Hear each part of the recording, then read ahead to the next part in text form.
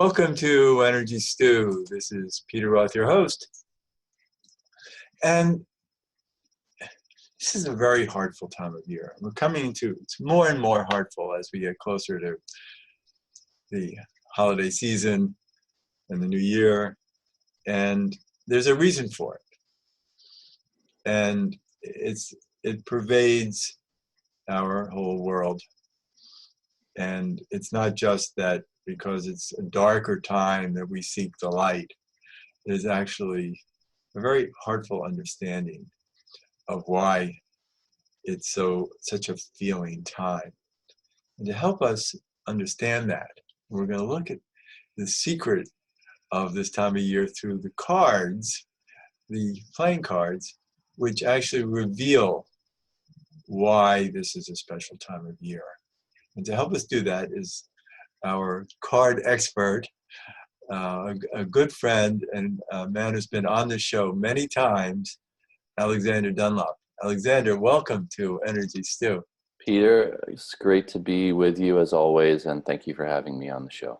I'm so glad that we could talk about this. Now, what is this special heart thing that I'm talking about that has to do with the cards? Right. Well, so there are 52 cards in this deck, and there are 365 days in the year. The cards repeat throughout the year. Each day is a card. But what's interesting is that the only time of the year that we get all 13 heart cards is from December 18th to December 30th. Based on the mathematics, it's like esoteric mathematics of which day is calculated to be a card. But the only days in the year that we have the heart cards, all of them, is this time of the year. And we know intuitively, we talk about how this is a heart time of the year and a heartfelt and special. And it's interesting to me that every tradition and religion has created a festival at the end of the calendar year in this time of the year. And as you mentioned, associating it to the solstice and darkest time of the year.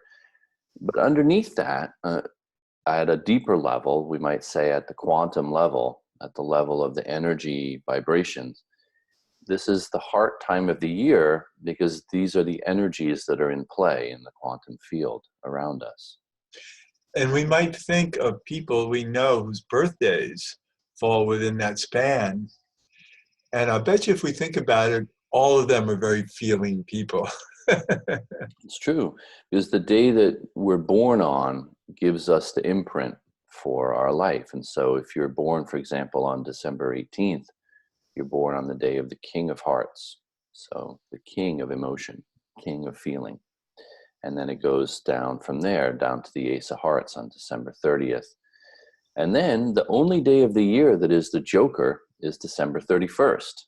So that's a special day of the year.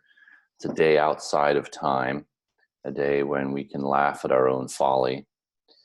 And then we start another special time of the year, which we also know intuitively, from January 1st to January 13th. It's the only time of the year that we have all 13 spade cards. And the spade is about setting our consciousness of what we're going to do. Does it sound like New Year's resolutions or what? It's right? Perfect. We know intuitively that's the time of the year for us to get focused in our consciousness of what we're going to do. And it's all in the cards. It's amazing that life reflects the cards so perfectly. And certainly it does for our personalities. And you and I have been talking about when you get familiar with cards like we are, we look at people and wonder, I'll bet they are that particular card. Yes. Just watching their behavior. And we'll talk about that more. And facial appearance too. I've noticed that there's certain facial appearances that are recurring with certain cards to play. Like a 10 of clubs or 8 of clubs, people often have really curly hair, like they've got a lot of mental energy going. They'll have tight curls. Or a woman who's born to play like the Jack card, she'll have a masculine, boyish face. Interesting. Um, And I've met many king of diamonds. King of diamonds are the one-eyed king. They'll have two eyes different. One eye might be a lazy eye, or just it's different color, or it's slightly different shape. But they'll have one eye that's different from the other eye. That's right. the one-eyed king. But it's not necessarily pervasive. It's just, you know, a large number of them. A large number of them, more than is statistically a normal deviation. I Interesting. meet king of diamonds, and more often than not, both eyes are not identical. They have one eye different than the other eye in Well, some I'm way. thinking of a 10 of clubs I know who has very straight Oh, hair. well, that's true. That's possible. But it's interesting that there are these tendencies Yes. because the clubs certainly are the mind, and however we can reflect that we're mind people. I guess we could talk to a face reader and get a lot of insight about that, because there's so many different ways that our facial features represent our mental abilities.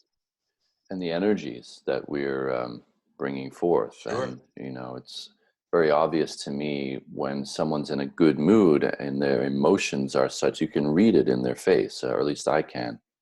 Um, so we can read that emotional energy coming through the body. Right, and I think it's all holistic. So in other words, we can't separate out different aspects of our personality from the whole Mm, of how we appear mm, in both physical and energetic form, mm, and personality characteristics, the way we talk and express ourselves. It's all a language of the wholeness of our unique personalities. mm. And so we're reading each other. We don't have to be experts about face reading or about cards, Right. because we're reading the vibes Yes, unconsciously, that's right. and we get it, you know, and everybody gets it about each other on unconscious levels. Yes. How they respond to it isn't necessarily obvious to them, to themselves, because it's from the unconscious level, and we all have different needs of responding to people in different ways. So, for instance, I have some cards that create difficulty, and there are people who see that in me on an unconscious level and give me difficulty. But Mm, then those are particular people who have maybe their own cards and their own soul needs to behave that way, versus many other people, most of them, who treat me very nicely and are happy to mm, hear from me and see me. And they have other cards and other um, soul journeys mhm, that need to relate to me in a more positive way. mm. Yeah, I mean, we can certainly see it that way for sure. Um, I think everything makes sense if we had, you know, a higher multidimensional knowing of it all. right.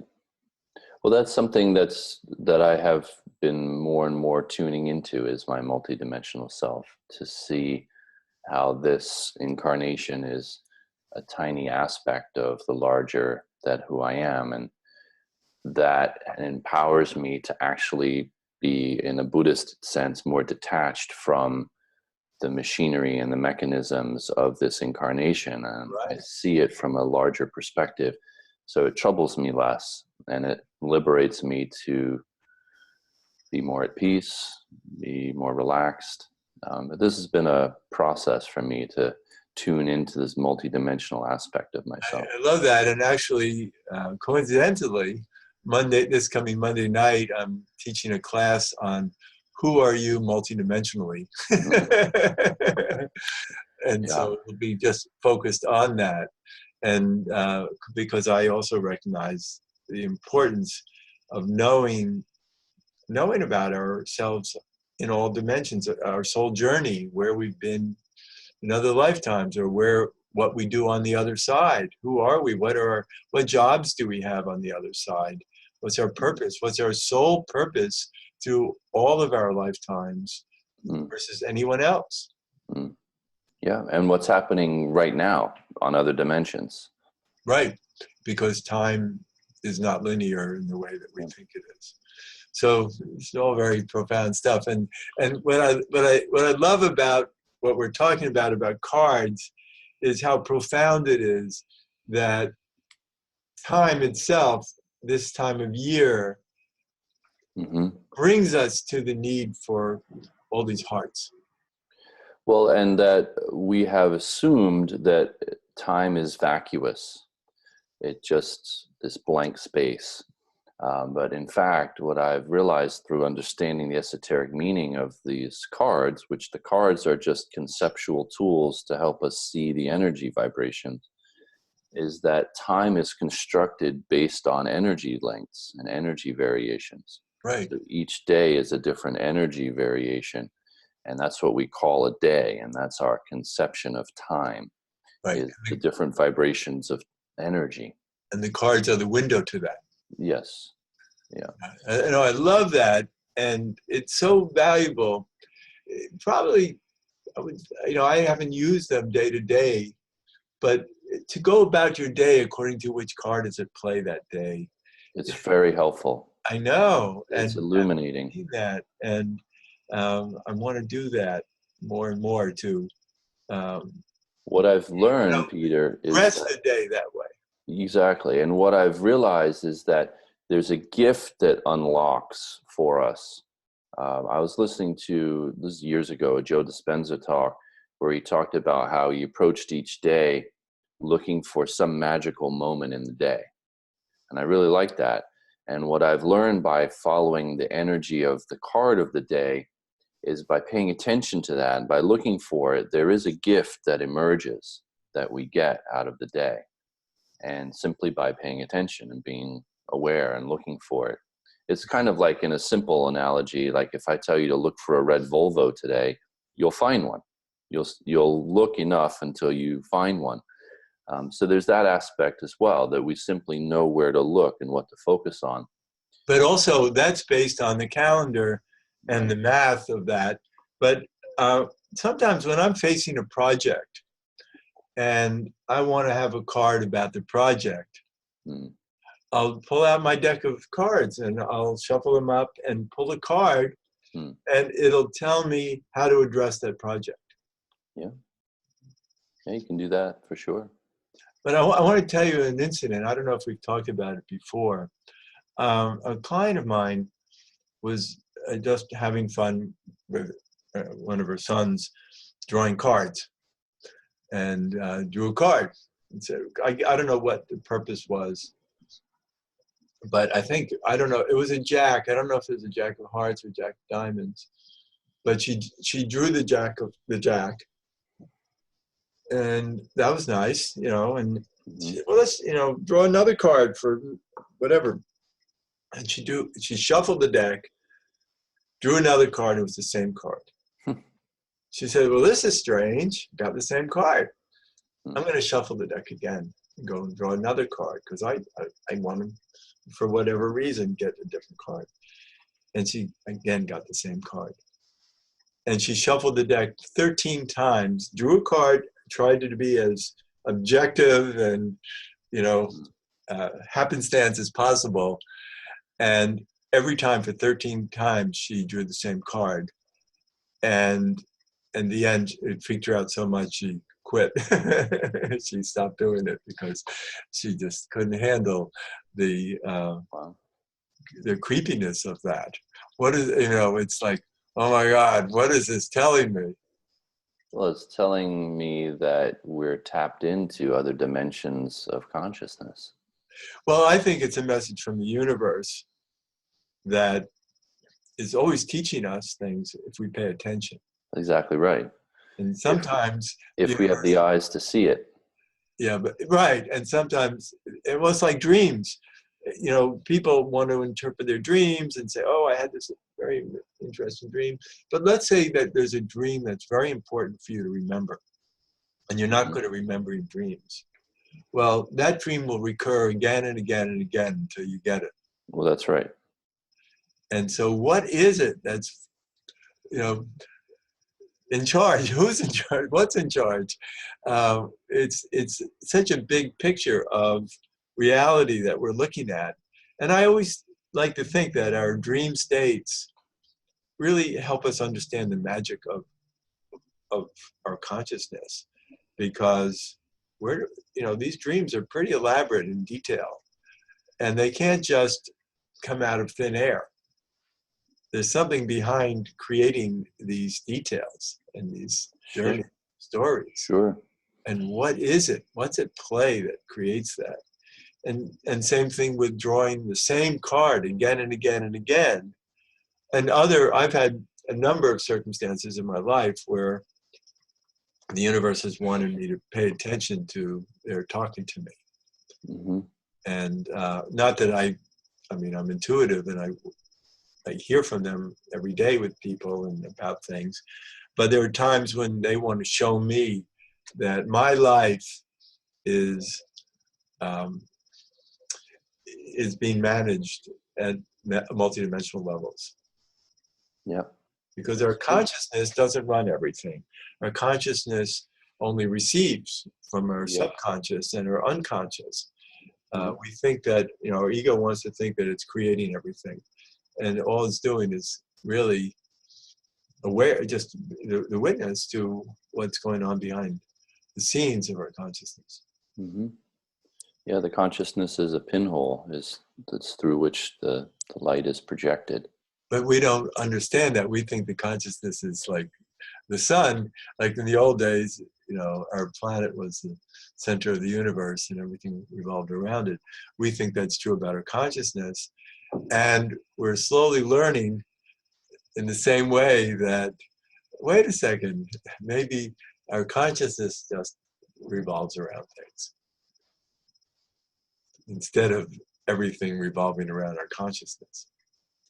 And I don't mean our awareness. Our awareness is the witness. It's always pure and true. No matter what it's facing, being awake is really what our life purpose is, to, let's say, experience reality through our beingness, no matter what that reality is the gift, is like, call it the God gift. This is kind of God wanting to experience itself, himself, herself, through our beingness. And it's magical. Like the cards they bring us back to this very patterned place that are windows to the magic that goes on. Well, that's right. And it's so easy to get lost in a lot of different directions and a lot of white noise and a lot of clutter, and whether it's a superficial clutter or whether it's like cosmic speculation. There's a lot of ways that we can float away, and these cards bring us back to something that we can focus on a day-to-day basis. Right. And let's trust. Helps us organize our lives and helps us focus in a way that we start to realize helps us. It's like the proof is in the pudding kind of thing, that as we day by day focus on the energy that the card shows us to focus on, we're like, oh, okay, my day is going better. I feel happier. I feel more at peace. Yeah. So I just want to say that this special time of the year, from December 18th to January 13th, this is a 27-day window that is a special window for us to tune in to our hearts and then to tune into our consciousness. Right. And so what I've done is I've created a special 27-day meditation series where each day you not only read about the card, but I create a meditation for each day. So you can tune in and listen to. It's like a 5-minute meditation each day on the meaning of the card to align your energy with the energy that's present, to open up the gift of the day for yourself. So that's something that I've created, and it's called the Heart Conscious Holy Days. That's great. I'm thinking of two people who were born on the same day, December 28th. Mm-hmm. One of them was my aunt, who was this amazing, heartful person. She just, was full of heartful relationships and all kinds of things in her life.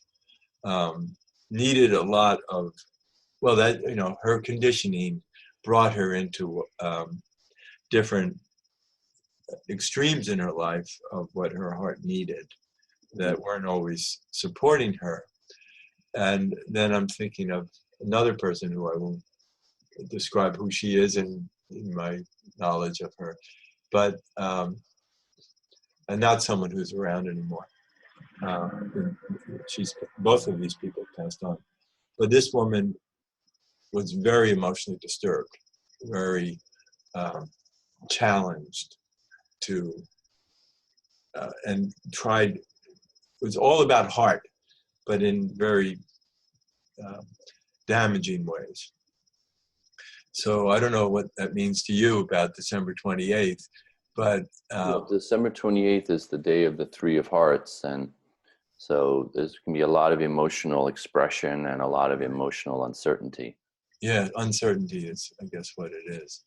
But my aunt was wonderful. She was one of my great pleasures in my life is to have this loving aunt. Well, it brings up an important point, which I like to emphasize, which is that we still have free will in terms of how we play these cards.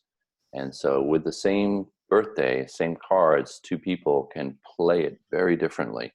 Yes. And what that does is it highlights that we are not our cards. We are something else. We are I am consciousness. We are multidimensional beings. And we're playing out these energies.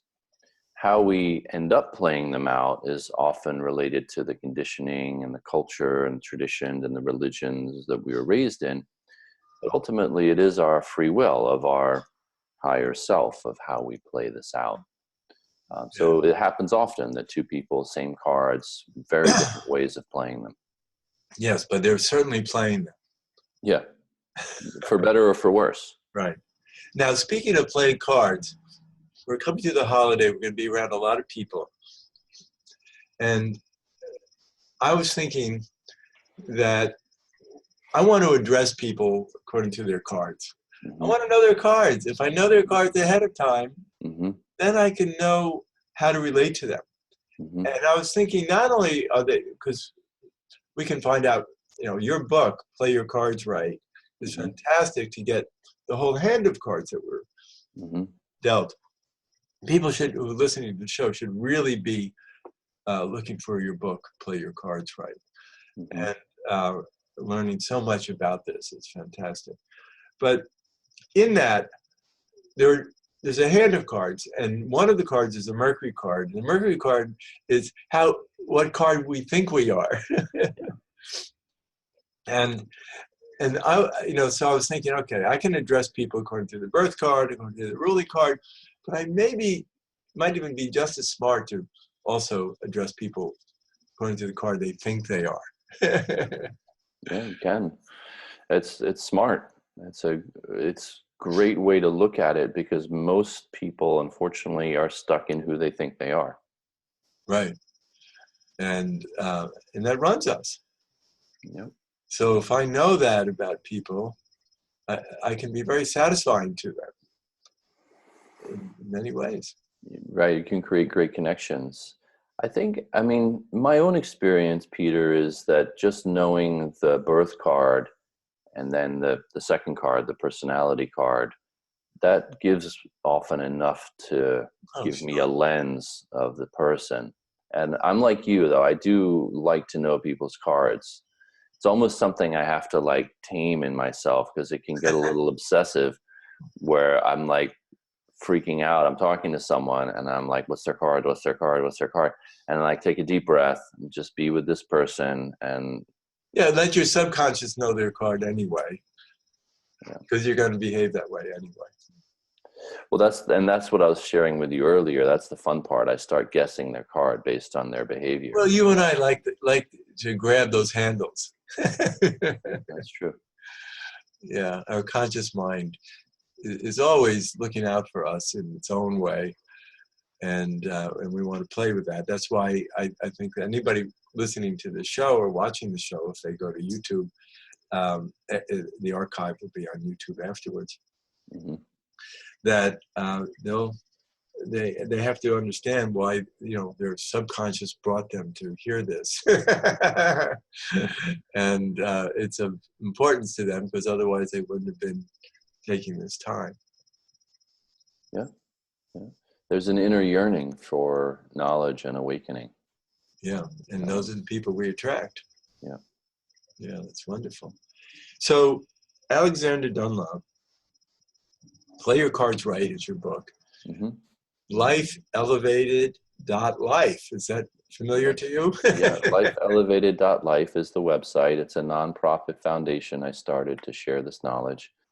And as I said, we're doing a special Heart Conscious Holy Day meditation series from December 18th to January 13th. It'll be right on the top of the website, lifeelevated.life, and you can find out more there. That's wonderful. You know, this is something that we've done many times, you know, these shows about cards. And there's always so much more to talk about because we're talking about life and how the cards give us windows to so many deep understandings about life that there's no end of going deeper and deeper into how the cards read to us. Well, that's true. It's been surprising to me how the complexity continues from this very simple system. Right. So thank you, Alexander. Yeah, welcome. My pleasure. So glad you could be on the show. And this is Peter Roth, your host of Energy Stew at prn.fm. I can be reached at Peter at Heart River, HEART river.org. I'd love to hear from you. And thanks so much for listening.